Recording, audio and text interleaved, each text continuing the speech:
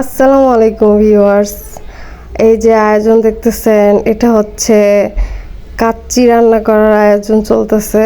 আমার ছোট বোন কাচ্চি রান্না করতে নিছে, তো পেঁয়াজ বেরেস্তা করে নিছিল আর মাংসটা 5 থেকে 6 ঘন্টা ম্যারিনেট করে রাখছে।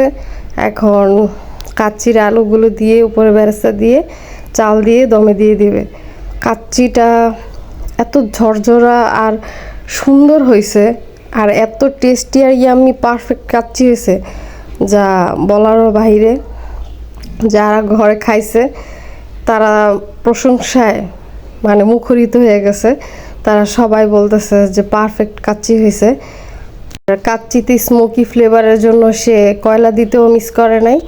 ওই পাতিলের ভিতরেই সে কয়লার মধ্যে ঘি আর কয়লা আগুন দিয়ে আগুন ধরাইছে স্মোকি ফ্লেভারের জন্য, আর উপরে আটা দিয়ে সিল করে দিছে যেন ভালো মতো দম হয়। তারপরে কাচ্চিগুলার ফাইনাল লুক হচ্ছে এইটা। মাশাল্লাহ মাশাল্লাহ, কাচ্চিটা দেখতে যেমন হয়েছে খাইতে তার চেয়েও অনেক বেশি মজা হয়েছে। গোশগুলো একদম সফট হয়েছে, কালারটাও অসাধারণ হয়েছে, অমায়িক হয়েছে এক কথায়। আমার মনে হয়েছে পারফেক্ট কাচ্চি, আলহামদুলিল্লাহ।